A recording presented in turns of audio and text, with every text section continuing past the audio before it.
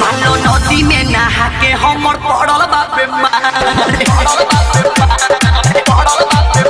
मालो नदी में नहा के हमर पड़ल बापे मारे